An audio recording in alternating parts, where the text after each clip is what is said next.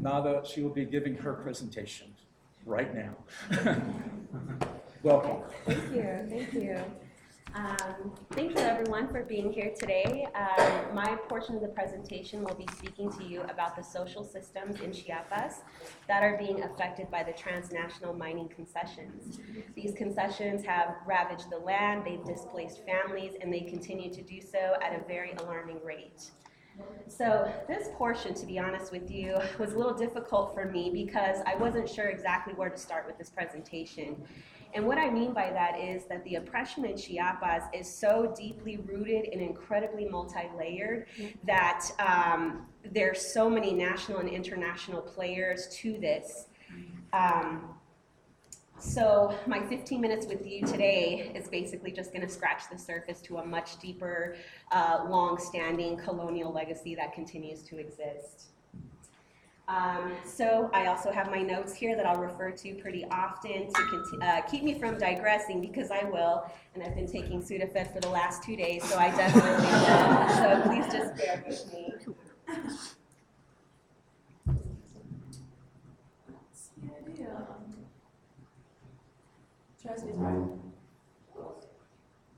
Okay, just like no. So first I want to start my presentation with a few facts about Chiapas. Chiapas is this beautiful place that you see here.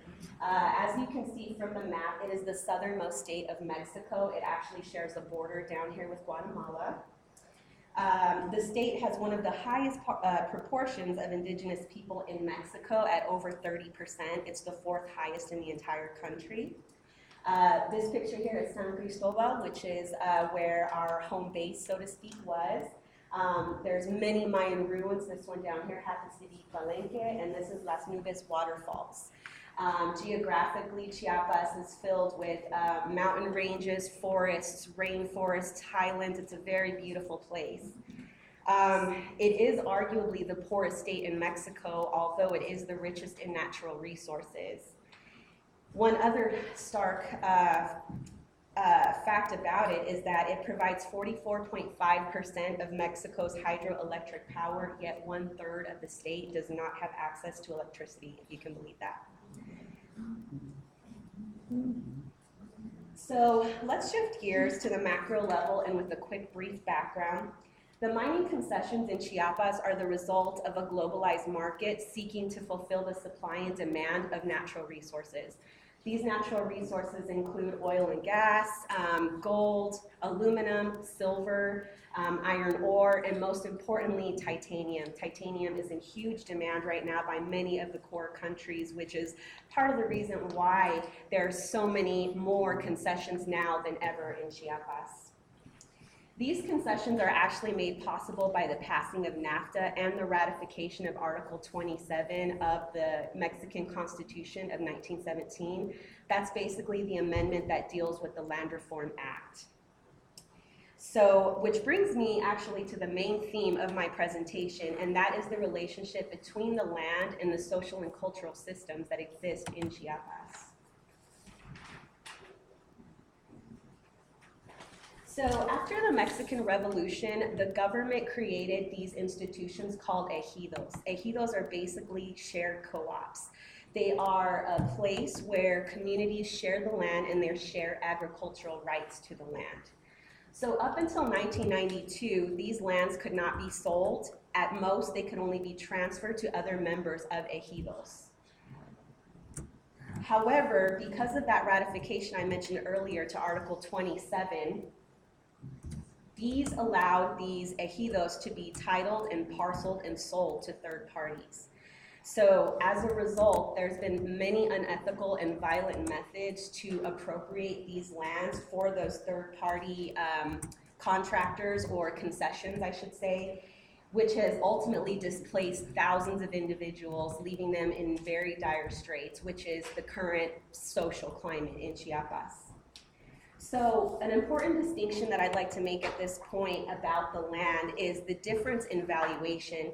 So for these transnational companies, land is a means to explore, exploit, and extract. That's it. Land is very simply a commodity, and that's what they're doing. They're trying to take as much as they can, where they can.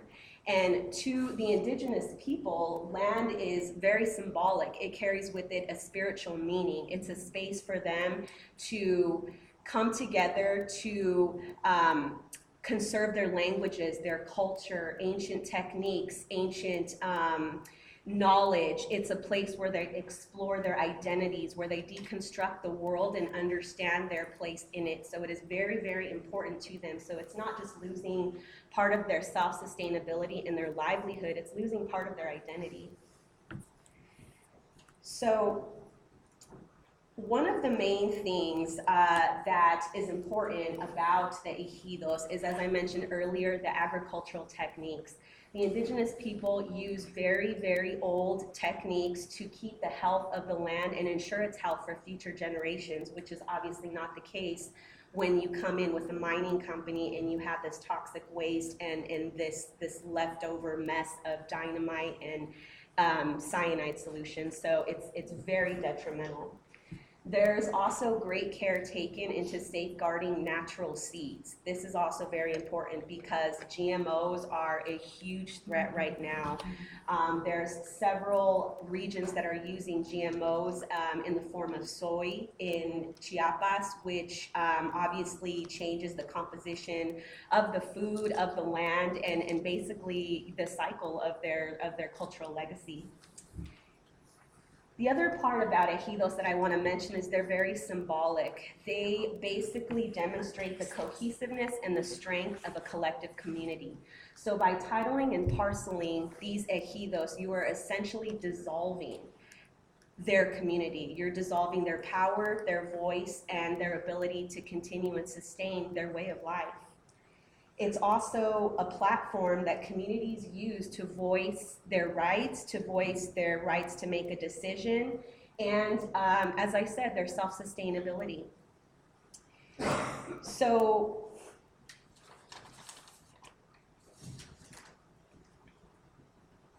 in the process of extracting minerals, many of these companies are using a cyanide solution to extract gold especially. They use this solution and they run it over the rocks to extract the pure gold, and it leaves behind a cyanide waste. Cyanide is obviously very poisonous. It poisons any water system it comes into contact with, as well as the land, rendering it completely infertile. One of the long-term implications of infertile land is the fact that these indigenous people, where they used to have self-sustainability by creating and cultivating their own food, they're now dependent on the government since they have no land and no way to maintain their autonomy. This is yet another way that individuals are being stripped of their power and they are being dependent on the government, and this entire what they call this monster is basically doing and helping companies, especially big companies, in privatization to occur. So another major side effect of the cyanide leaching process is the rock waste it produces. The rock waste has affected several ecosystems. So in Chiapas, in this picture here in the corner, is actually trees called the mangrove trees. They have a beautiful ecosystem, very large, amazing, amazing place that we were fortunate enough to go to. Our guides at this area were telling us that a large portion of these mangroves are being poisoned because of the rock waste that's being dumped into the water supply. This picture down here is actually an open pit mine. There are two types of mining, tunneling and open pit. Open pit is the most detrimental because it creates the most toxic waste. It's basically just tier after tier of basically extracting from the soil and then using dynamite to create smaller pieces to then filter through and get whatever natural resource that they need. It obviously creates a lot of waste. This picture down here is actually titanium. There's many stories that I read of young people in Chiapas that remember rocks such as these in the rivers just there, and it was actually pure titanium. This up here, if you can see, this picture down here is actually a small little inlet of water that is completely poisoned by the cyanide solution. The most important part about the cyanide solution and the other rock waste that I mentioned is that there is an incredible health risk in Chiapas right now with cancer. Cancer is very, very bad there. Everything from throat to liver to stomach cancer in young people who are dying at 17, 18 years old. It is incredibly profound how much the cancer rate has gone up. And we talked to several doctors as well, several medical professionals who are in the process of trying to make awareness for this, but their efforts as well have been thwarted. So the next part that I want to mention is the women's movement. My research in Chiapas focused on the lived experiences of the indigenous women. The Centro de Derechos de la Mujer de Chiapas was one of the organizations that we were able to speak with different indigenous women from various regions of Chiapas. What's interesting is, although they live in several different regions, they all experience the same challenges.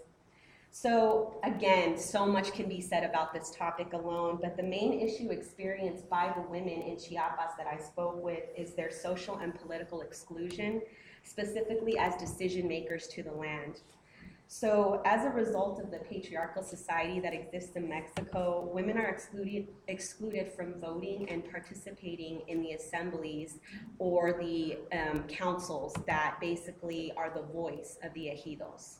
So what happens is these third parties approach the men, they bid for the land, the men then sell the land, and the women, children, and the elders are displaced, which is very unfortunate because they don't have a voice, they don't have a decision, they're just told that they need to move and they have nowhere to go.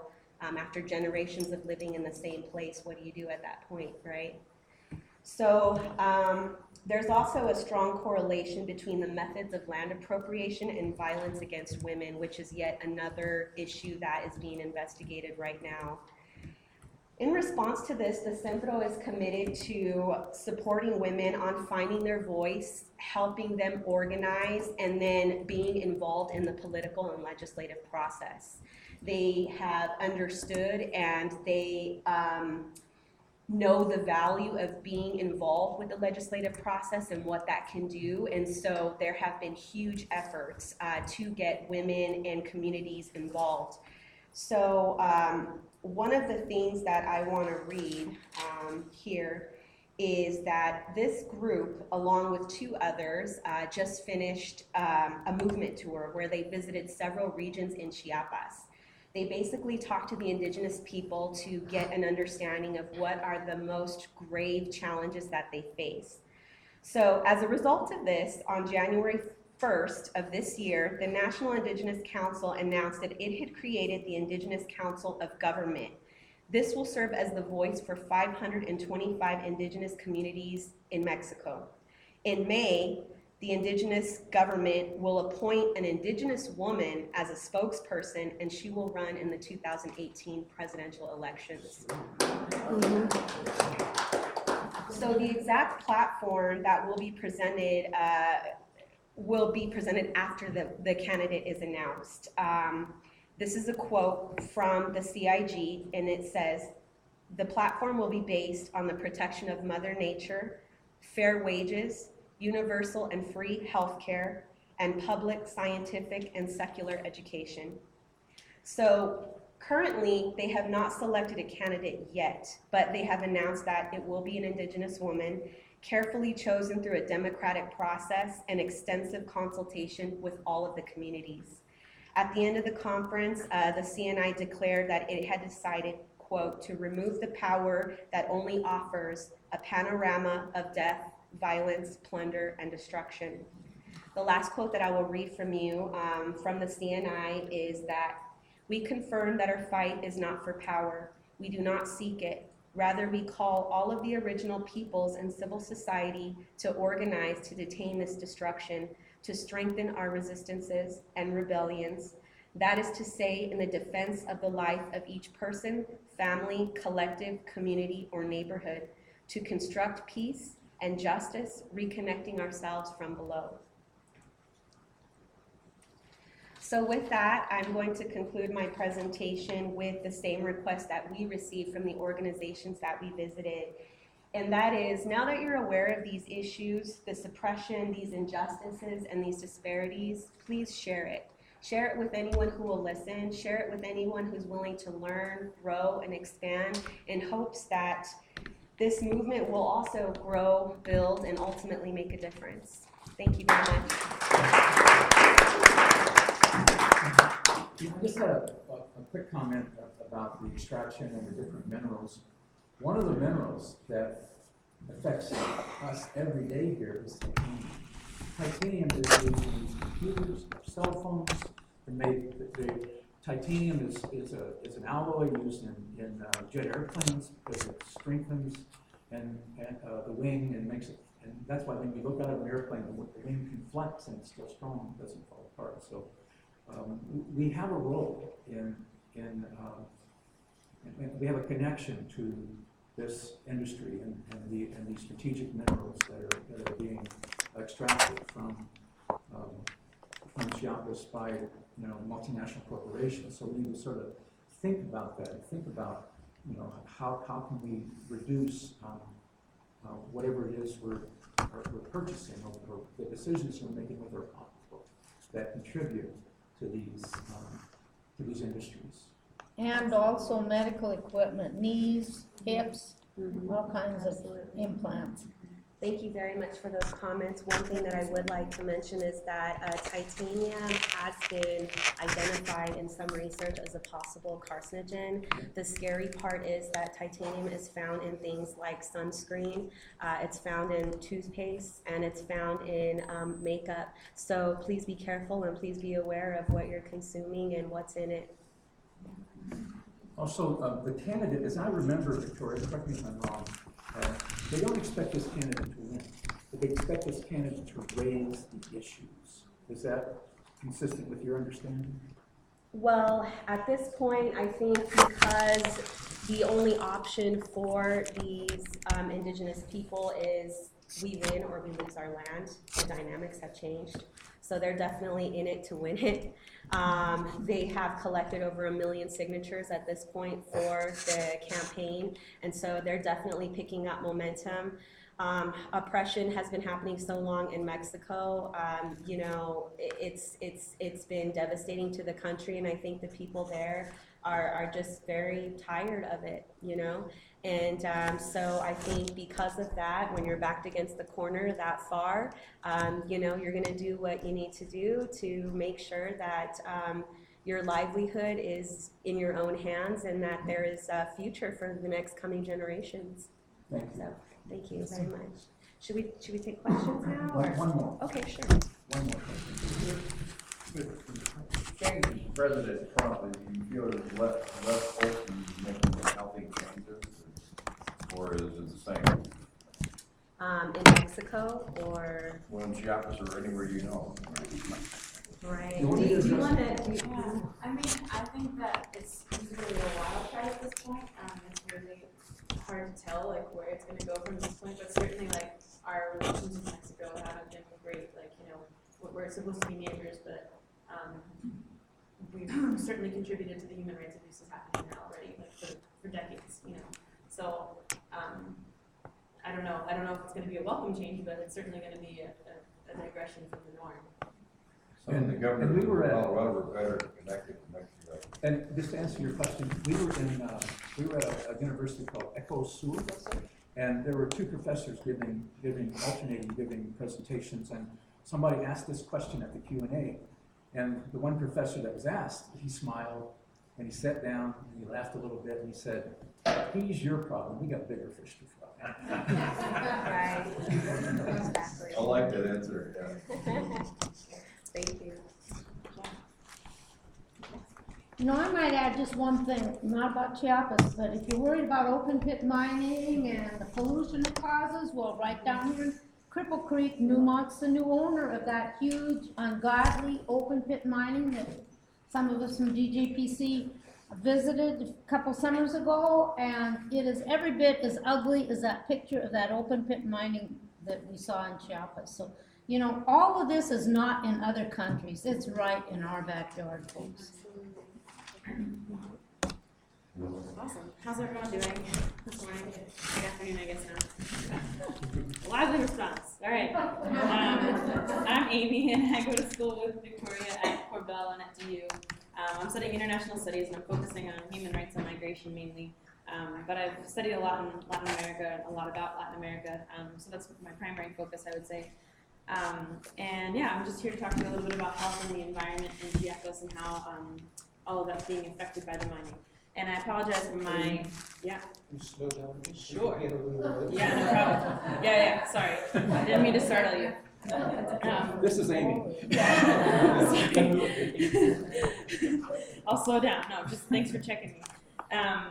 So yeah, just to give you a little, and I apologize, the TV wasn't working when I tried to hook it up to my computer, and my presentation wasn't saving to a disk, so, you know, the best laid plans. But here, I just wanted to share some photos with you from the trip, and in regards to the natural beauty that Victoria had mentioned, you know, just to highlight some of that.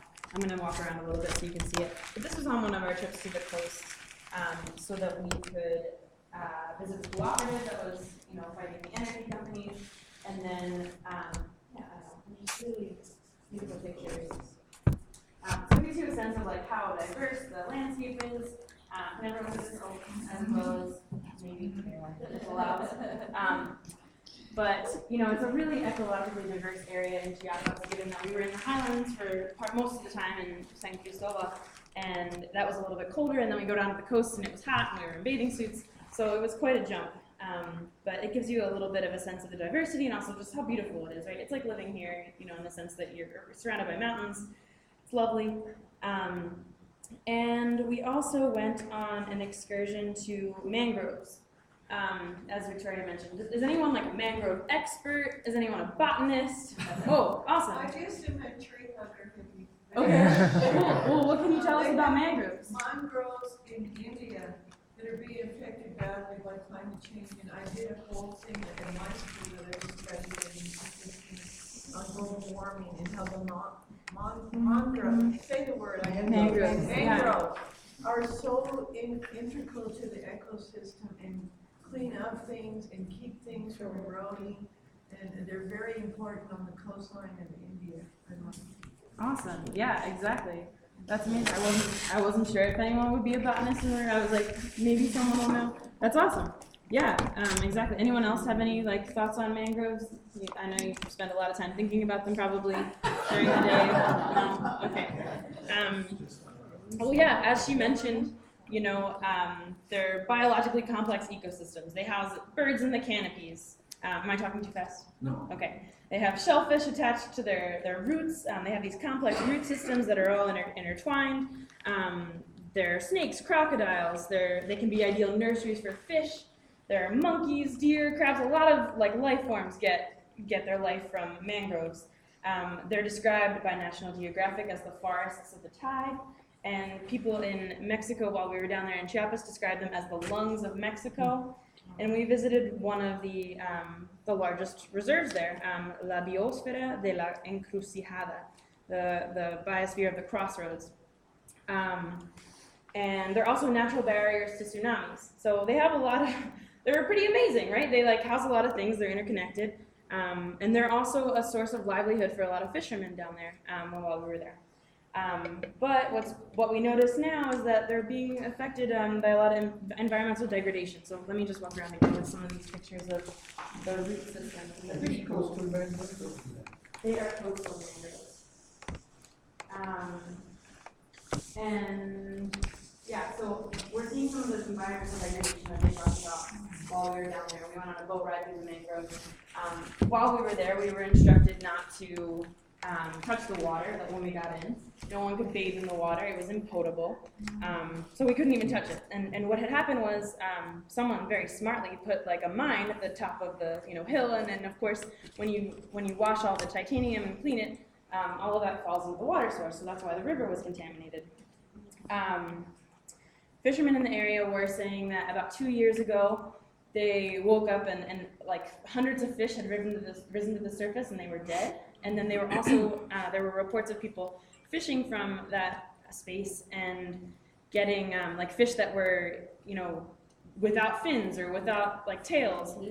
Yeah, exactly, mutilated or mutated.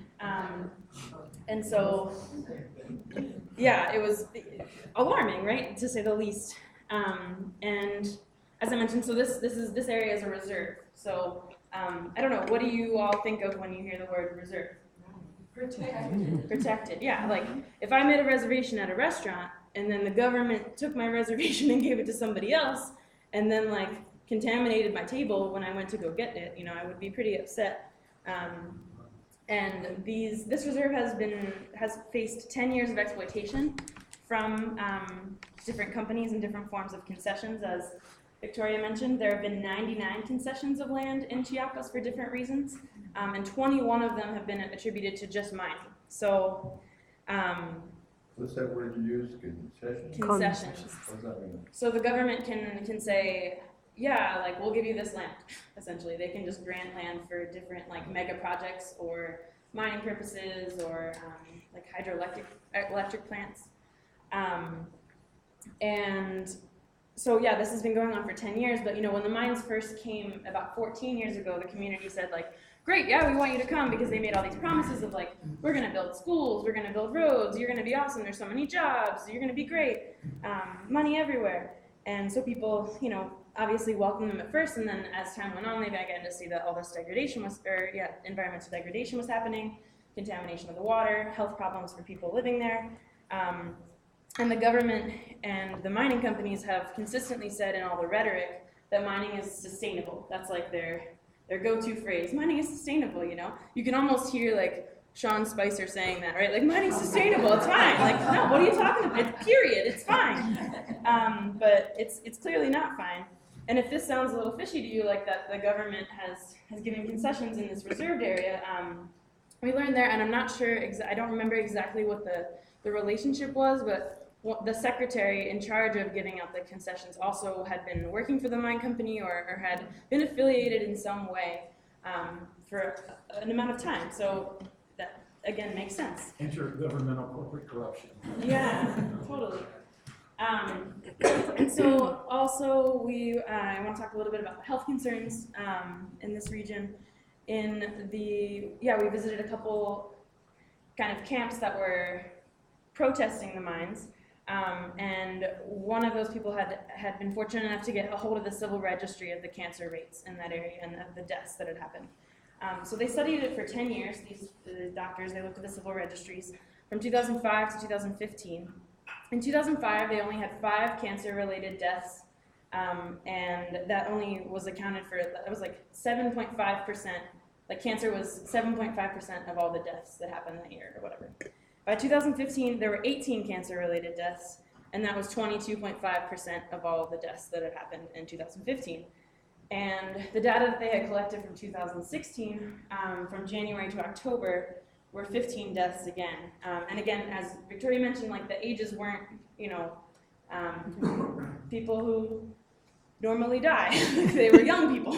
I don't know how to say that more tactfully, but yeah, they were people that it was alarming that younger people were experiencing this type of cancer, and liver cancer topped the list in this regard. And the doctor that was in charge of looking at these figures explained that the pathology was that people who experienced liver cancer were often exposed to amounts of cyanide, thorium dioxide. I don't know if anyone knows what that is, but it sounds dangerous. Titanium, once extracted, it emits gamma rays that are very harmful to the environment and to people's health as well. So, not only is the environment being attacked, but also the health of the persons being attacked. And then also, I think, a holistic health of the community, like a social health. We had multiple accounts of people claiming that once the mines had come in, there was a severe amount of delinquency that would also come in. Like narco trafficking would come in at that point. Corruption. So, the common myth was that, if mines are coming in, we'll give you jobs. That's great, but the corruption was so high that people were saying that, if you had money to bribe people to get a job, you could get a job, but it still left the most disadvantaged disadvantaged. And then you have, if you connect the dots of the mining and, all the fish are dying, and if that was your livelihood for decades or your family's livelihood forever, and you suddenly don't have that livelihood, it's going to push you into the informal economy, which is more dangerous. So maybe you would, choose to go into narco trafficking or human smuggling just to make a living. So that, that helps, that affects the community health. That's like a holistic perspective.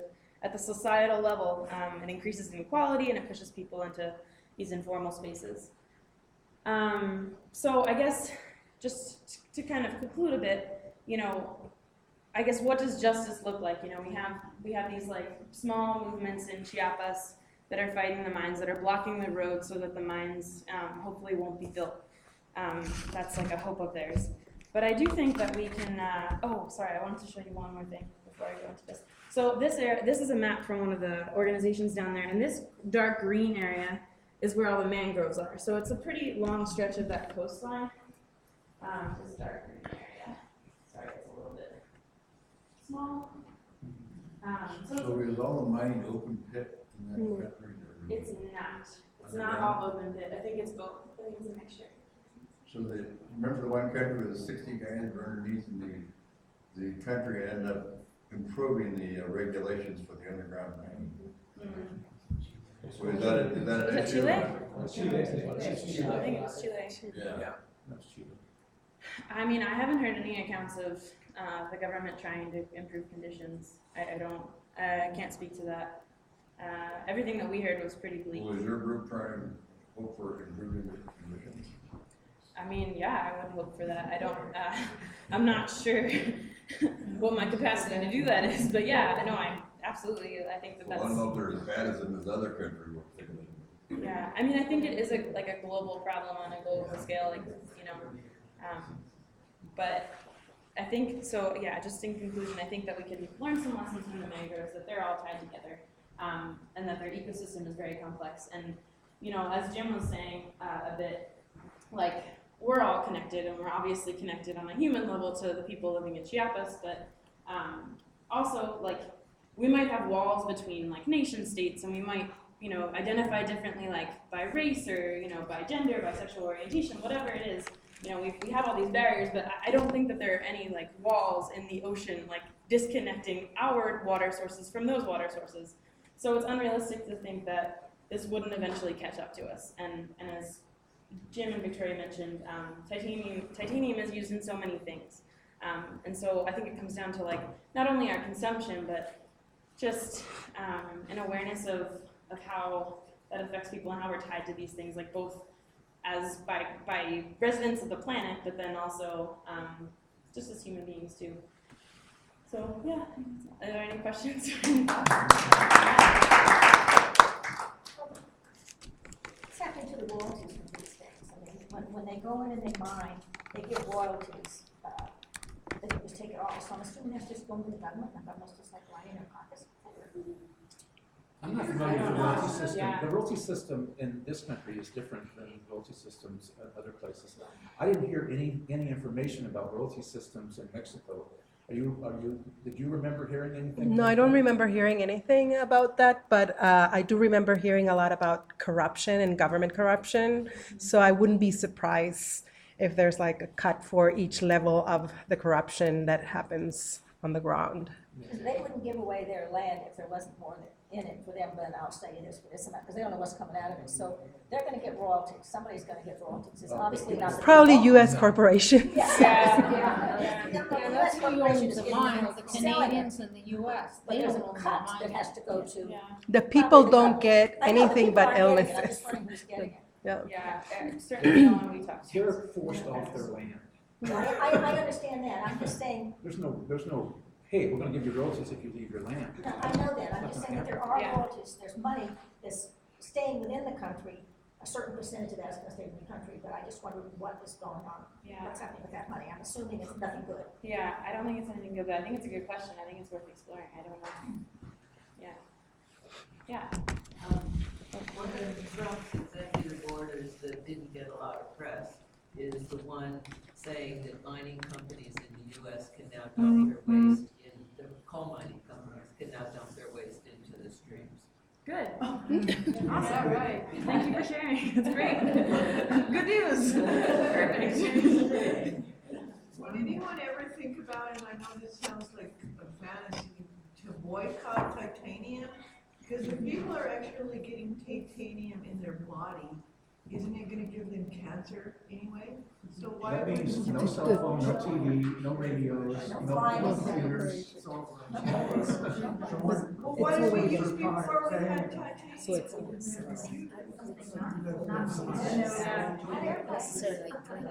Well, maybe not boycott it altogether, but boycott the ones that we don't need. The mining, I don't know. Yeah, no, I mean, I think it's a good idea. I don't know how we like practically disrupt this entire system if we're so tied to it in all of our electronics and our toothpaste. I mean, I like toothpaste, and but like also I think like the time is now. Like we need to really start thinking about this, and surely we have like the scientific capacity like to do this, right? Like we can change the way that we do these things in more creative ways that maybe people haven't thought of before. Well, social You know? media is a big network. If people thought that they had titanium in their toothpaste, they would read the ingredients more carefully if you put stuff about it. Yeah, all the time. Any outside. Right. Yeah. I think Is Newmont mining involved in Chiapas?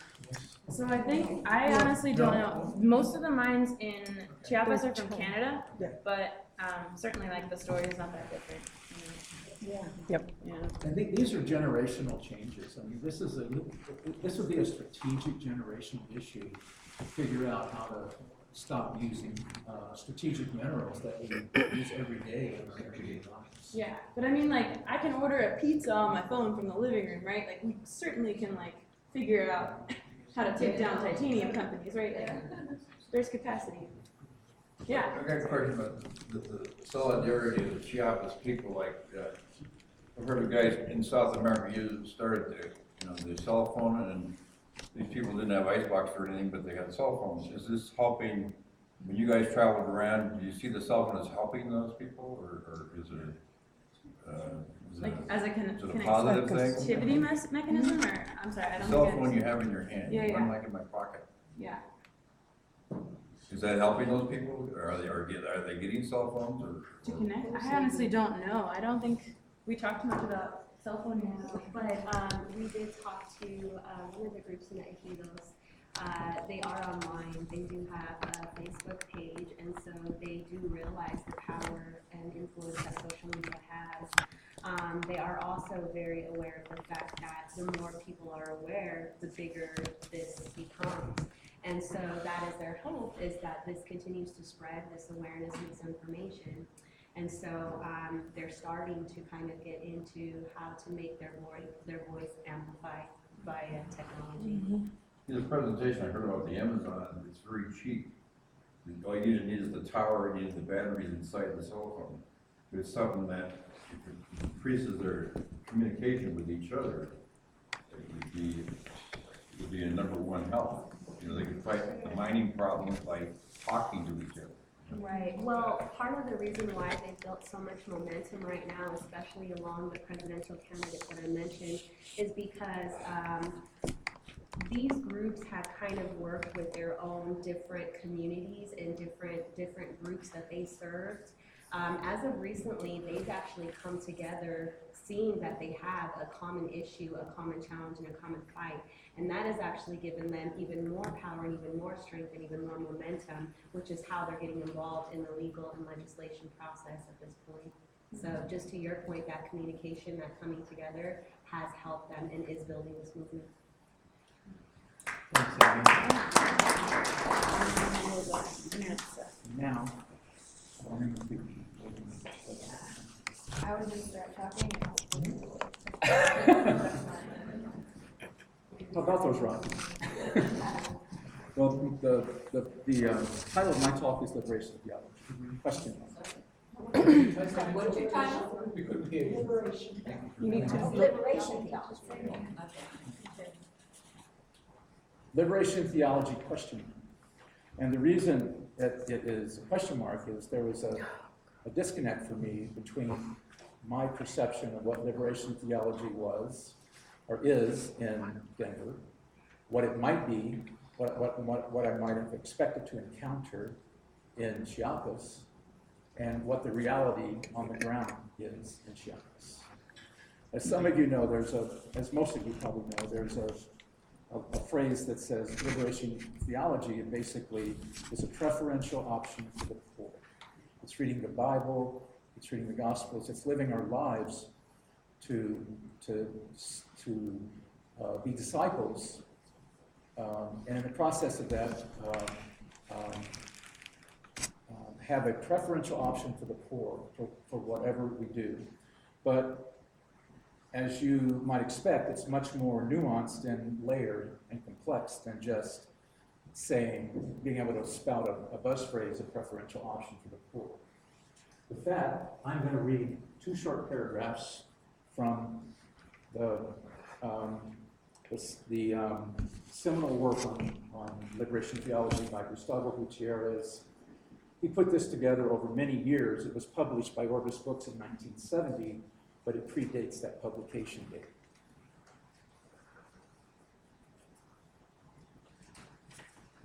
Poverty is an act of love and liberation. It has a redemptive value.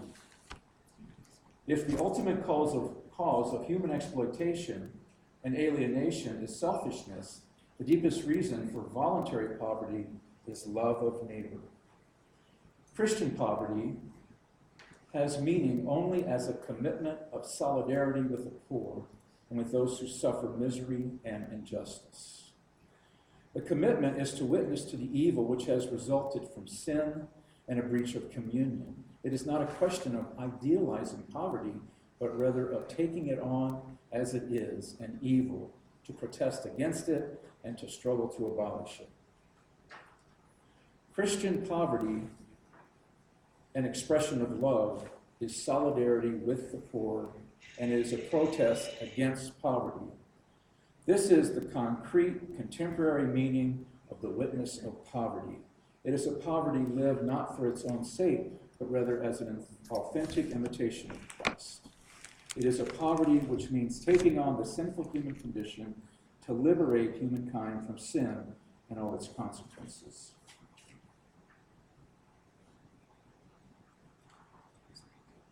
We must pay special attention to the words we use. The term poor might seem not only vague and churchy, but also somewhat sentimental and ascetic. The poor person today is the oppressed one, the marginalized from society, the member of the proletariat struggling for the most basic rights, the exploited and plundered social class, the country struggling for its liberation. In today's world, the solidarity and protest of which we are speaking have an evident and inevitable political character insofar as they imply liberation. To be with the oppressed is to be against the oppressor. In our times and on our continent, to be in solidarity with the poor, understood in this way, means to run personal risks, even to put one's life in danger, as many people do on a daily basis in Chiapas. Many Christians and non-Christians are committed to the Latin American revolutionary process, or who are committed to the Latin American revolutionary process, are running these risks on a daily basis. And so there are emerging new ways of living poverty, which are different from the classic renunciation of the goods of this world. That's just these are 3 15-minute talks. I just want to give you a taste of maybe a little bit of academic background on liberation theology, but if you listen to the words, it's really where the rubber meets the road. So, one aspect of the complexity of the lived experience of the daily life in the struggle, or lo cotidiano en la lucha, was given voice, a theological voice, by the late Sister Ada Maria Izazi Diaz. I will call her Sister Ada Maria. And we're going to hear from her in a minute or two, just a short 3-minute video.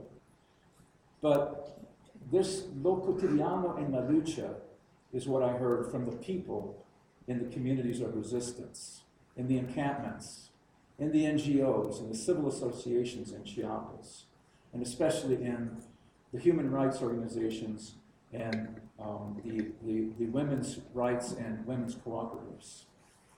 I was especially impressed with our two young compañeras, Libertad y Tania, from Otros Mundos. These were two, what looked to me to be 20-something young women who were a second generation of the Chiapas and the Sandinista, the Zapatista revolution. They served as our dedicated facilitators, our encyclopedic narrators and inspirational guides, and any other words you want to conjure for people who could explain things to us, explain things both to us and about us to the communities, to incredibly diverse audiences. I was most impressed with the community dialogue and the dialectical sharing which everyone, and where everyone had an opportunity to share when we visited the communities, the encampments, the NGOs, the women's shelters, and the cooperatives. The hospitality of these folks was exemplary and generous. They fed us with what little they had to share. The people invited us to join them in their community circle. Everyone introduced themselves and said a bit about themselves. Once everyone was introduced and had a chance to just say, I'm Jim, I'm a retired engineer from Denver, some folks shared more deeply some of their stories, some parts just unaccountably tragic. Often it was tearful for both the speaker and the community of listeners. I was moved even in the midst of their daily struggles, sus lo cotidiano, when we hugged and I looked into their faces and eyes and saw a calm determination, a dedication to moving forward in a communal struggle, and a fierce happiness and joy. Yes, it is a fierce joy that these people have. They have a communal solidarity of purpose to live simple, sustainable lives. Lives that reflect their cultural and spiritual roots.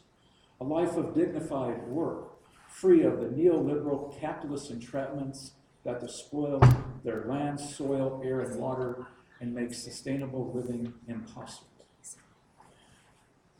These people have been living, working, and evolving simple, sustainable living for many decades and centuries. They persist in the face of multinational corporations despoiling their water, their land, and air. With courage, solidarity of purpose, and a generosity of spirit, they continue to endure massacres, targeted assassinations. Berta in Honduras, Gustavo of Otros Mundo was wounded in that same attack that took Berta's life. And many other people, others less well known that we hardly hear about. Assaults, rape, destruction of homes, fires, subsistence gardens, crops, livestock, and more from paramilitaries under the guise of corporate security and the Mexican army and police. Their stories and courage are most compelling and inspiring. Maybe we can bring up Ada Maria. So let's see what Ada Maria has to say about Lo Cotidiano. Just to give you some context, this is a YouTube video of a convocation for women's ordination, and she's talking about mujerista theology, but she briefly alludes to a small bit on Lo Cotidiano, our daily life. The experience of one of the women involved in the organization we have started helped me realize this. She called one day and said that she needed a break. She felt burned out. What she said impacted me greatly. The fact is that it scared me out of my wits. For weeks I chided myself for perhaps not taking the issue seriously enough, or I certainly did not feel any worry near exploding here. On the other hand, I did not want to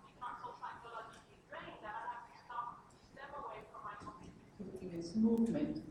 I had gotten involved thinking that we would get ordained within a decade or so, and then I could once again concentrate on working with the poor. But what if the involvement in the issue left me psychologically spent? I thought long and hard about the situation, and then one day while driving home from work in the middle of a snowstorm, 3 things became clear to me. First of all, I realized that sexism is a category of oppression and that it does not exist apart from poverty, but that it compounds poverty and vice versa. In those early years of work together with Rosalind Michelle-Reinhardt and Marjorie Tuitt, we designed a visual to explain the interconnections of sexism, racism, ethnic prejudice, and classism. Years later, reading Rosemary Radford Ruther, I learned what words to use when talking about what I had then realized. Second, as I slowly inched ahead on slippery roads, I could hear my mother saying the words with which she almost always ended her letters to me. As long as God gives us strength, the energy we need for the struggle, we will be all right. Mama has always insisted we should not ask God to free us from struggling, but rather we should be happy to have something to struggle for. What we need to do is to ask God to give us fuerzas para la lucha, strength for the struggle. Years later, I would work on developing la lucha as a category of analysis and as a theoethical category. Third, the snow-covered windshield of my car became like a movie screen where I could see my next-door neighbor in Lima, a woman who lived in extreme poverty yet never lost her sense of dignity and purposefulness of life. I remember the steadiness of her struggle.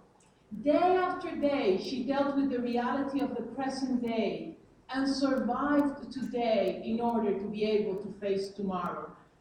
That reflection has led me to develop the category of lo cotidiano as the main site for the struggle, as the site that makes obvious oppression and at the same time illumines the preferred future for which we struggle. What I realized that day, I came to understand more and more as I shared and discussed it with my women friends in Rochester. From that day forward, I have never been scared of burning out. And as far as burning up, isn't that what life is all about? For me, life is about being passionate for justice. That is what fulfills me. That is what gives me energy and creativity. Energy and creativity. The other expression I heard of you somewhere was lo cotidiano en la lucha, daily life in the struggle. So these were sort of my preconceived notions about liberation theology, and I have to say that I like telling people I'm a Christian liberation theology Catholic, little badge of courage right there. Then I get to tell people, or enlighten them, dispense wisdom about a preferential option for the poor, or the church in bed with the Cadillos of Central America, or shortage of vocations for priests over the years because the church had lost identity, or the lay catechist, or the popular movements in Nicaragua and El Salvador and elsewhere. Maybe just a itsy bit too much of spiritual claim. I wore it as a badge of honor, so I expected the people in the communities of resistance in Chiapas would be happy to call themselves or profess that they were liberation theology Christian Catholics, wearing their little badges of honor like me. The reality today in Chiapas is quite different. Although liberation theology has an authentic, historic, and evolutionary place in the struggle in Chiapas. Bishop. The good bishop. In 1959, Pope John XXIII named Samuel Ruiz Garcia the Bishop of Chiapas. A few years later, this same good Pope John convened the Second Vatican Council, and with his now famous admonition, opened the doors and windows of this old church and let in some fresh air. Well, Bishop Ruiz, who became known as Don Samuel, took him at his word and ran with him. Over the next 40 years, he took issue with the poverty of the indigenous peoples of Chiapas, his pasturing area. He became affectionately known as Tata or Tatik, which is Mayan, or another indigenous language that I can't remember, for father. In keeping with Mayan and other indigenous cultures, he included a ministry for Madre Tierra, Earth Mother. He broke with the dynamic of discrimination that prohibited Indios from walking on the sidewalk, and with local elite landowners close and cozy ties to church hierarchy. For this, he was branded a communist. He was an excellent company. There's a great quote from Archbishop Dom Helder Câmara of Brazil that goes something like, "When I fed the poor, I was a saint. When I asked why are they poor and why are they hungry, I was a communist." Over the next 40 years, Don Samuel opened the whole life of the church to the indigenous peoples, as opposed to them not being able to walk on the sidewalks. He let them overlay their indigenous cultural traditions, allowing them to participate in part on their own terms, as the church had done everywhere in Europe and America and Africa and Asia. He trained indigenous catechist instructors. He ordained married male indigenous deacons. And unwisely, this practice was banned by the Vatican after he retired in 1999. In 1974, he convened a conference of indigenous people, the first grassroots gathering of its kind in the Americas since the Europeans came here and invaded. His work sparked indigenous awareness and provided fertile ground for the EZLN uprising in 1994. According to Dominican Father Gonzalo Ituarte and others, after his 40 years of service to the indigenous peoples, organizing pastoral teams, catechist instructors, deacons, many of these same people served with the EZLN. Although it was clearly not his intention, if not for Don Samuel, there would be no EZLN, unquote. Now the reality about liberation theology on the ground today in Chiapas. Thanks to Anita of Natik and Gustavo of Otros Mundos. This was a conversation I had with them via email, trying to find out more of what's going on with liberation theology today. The phrase liberation theology is a bit out of date. After Don Samuel was replaced by a more traditional conservative bishop in 2000, it affected the entire region. As I stated before, the Vatican also cut back on some of Don Samuel's reforms.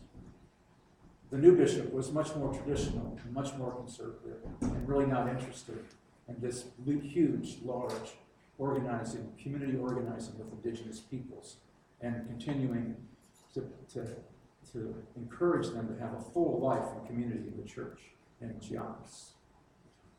There are complications publicly linking faith professions with organizing works today in Chiapas. When Anita and Lorena, one of our DU professors, visited Ana, director of Amigos de San Cristobal, Ana, the director, asserted that the EZLN was not the only game in town, that other diocesan groups, for example, Pueblo Creyente, a quasi-political organizing tool founded by the Jesuits to help with land and territory issues in the highland parishes. Non-Catholics are not welcome in this movement. It is not in any way open-minded or ecumenical. My response to that, reading that from Anita's email, is maybe this is the next challenge for the next Don Samuel. At that same meeting with Director Ana, Lorena mentioned Don Samuel being a liberation theologian. Ana quickly corrected her, denying it. But then Anita reminded Director Ana that if he was not a liberation theologian, he was at least acting out of the spirit and reforms of Vatican II. Many others who worked closely with Don Samuel in core communities openly identified with liberation theology back during the time that he served, the 40 years he served up until 1999. Ana did not appreciate Anita's reference to liberation theology. Anita shared that she's been to many Catholic and Protestant services over the years in Chiapas, and one discouraging commonality is that both groups vilify the other. Either you are with us or you are doomed. The others are wrong in all ways and under all circumstances. No religious tolerance or interfaith alliance. Enter another Don Samuel. There is no other Don Samuel yet, but they could use one. The Mexican government exploits this schism for community conflict. Thus, many people keep their faith private when working for non-religious and apolitical organizations. More traditional Catholic communities have been forcing Protestants out of their own villages since the 1980s. This tension became lethal in 1996 when an evangelical Presbyterian paramilitary massacred 42 men, women, and children of Abejas, a Catholic peace group, which means the bees, in the town of Actia. And according to Anita, these stories go on and on. She sums up, liberation theology as a label has been too closely linked to revolutionary movements that people shy away from today. So liberation theology has had a profound influence in Chiapas. If we read the declarations from the Lacatón jungle, we hear echoes of Don Samuel's ministry and service to the indigenous peoples. And I want to read a sample from the first letter, which was the Declaration of War. Now, Don Samuel didn't approve of armed resistance, but the echoes are unmistakable.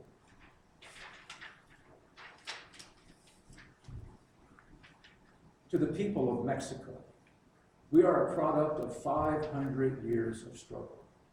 We have been denied the most elemental preparation as they use us as cannon fodder and pillage the wealth of our country.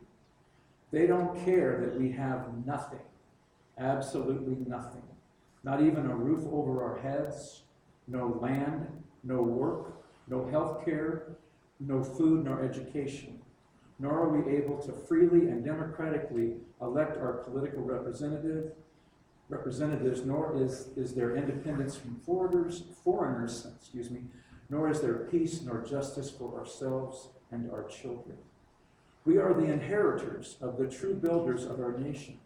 The dispossessed, we are millions, and we thereby call upon our brothers and sisters to join this struggle against the same ones that oppose the petroleum expropriation, the same ones that massacred the railroad workers in 1958 and the students in 1968.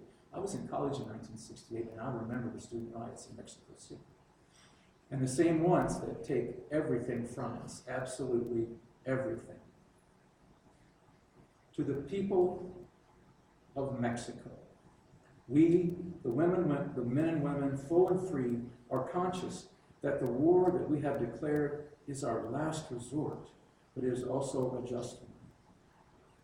The dictators are applying an undeclared genocidal war against our people, or have been for many years. Therefore, we ask for your participation, your decision, to support this plan that struggles for work, for land, housing, food, health care, education, independence, freedom, democracy, justice, and peace. When I'm struggling with my paradigm about liberation theology. What does it really mean to me? And a dear friend of mine just passed away, Bill Lewis. He was a campus minister at Ohio State. He would say, when people would ask him, when he explained his Christianity, he says, I'm a disciple. I follow Jesus because he taught us what it means to be truly human. And so for me, what it means to be truly human is the Sermon on the Mount and the Gospel of Matthew and the least of these. Blessed are the poor, blessed are the meek, the mournful,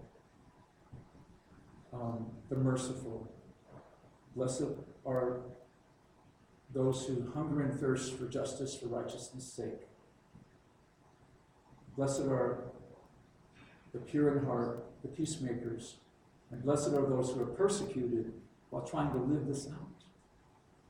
And then the 7 acts of corporal mercy: when I was hungry, when I was thirsty, when I was naked, when I was homeless, when I was a stranger, the immigrant, when I was in prison, and when I was sick.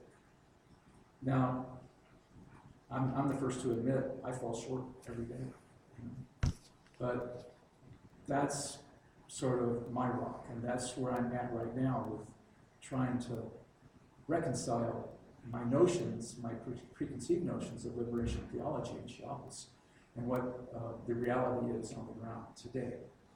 And that's really all I have, but we have some music. I got a comment, Jim. Well, before you comment, we're going to do some music. Okay, go ahead. Make a comment. Well, I appreciate every word you said. The simplest way to look at it is you love all of creation and the poor. The monarchical churches and governments don't necessarily do that, but that's a new worldview to love everybody.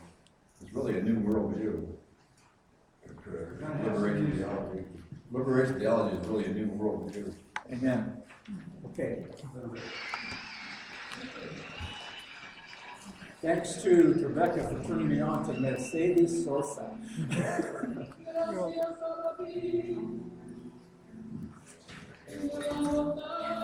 And if you feel moved, sing along.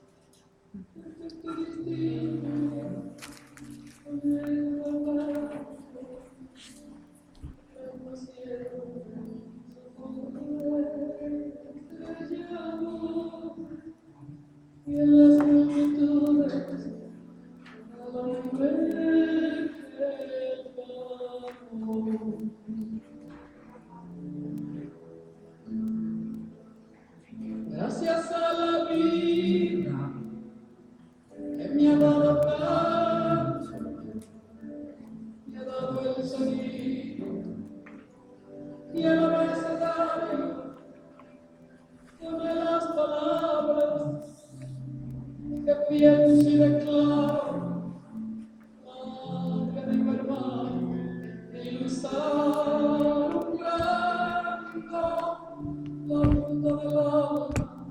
Eres tú,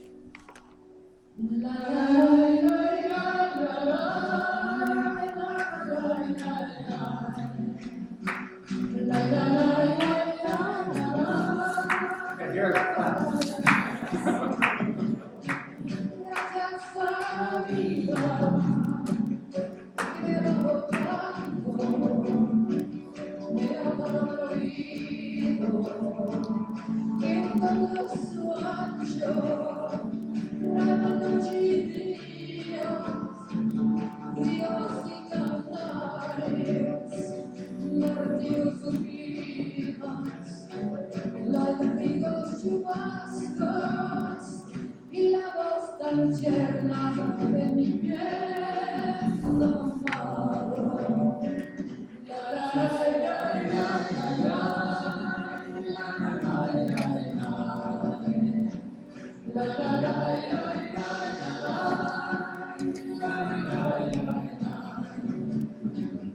Gracias a la vida que me ha dado tanto, me ha dado la marcha de mis pies cansados, dame las anduve, si una vez echando, vallas y desiertos, montañas y llanos, y la casa tuya, yo callé mi padre.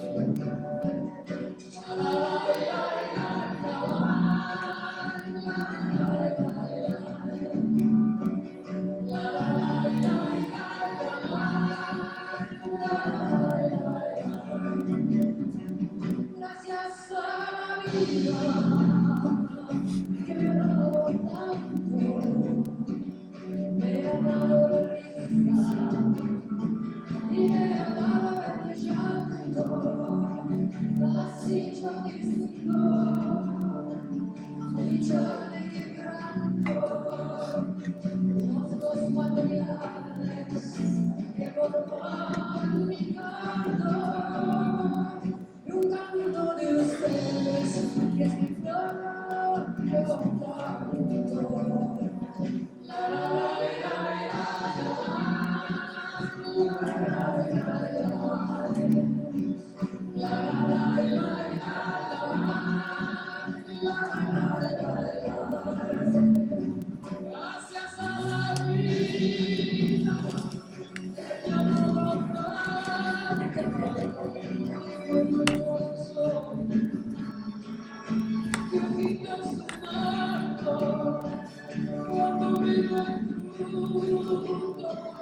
me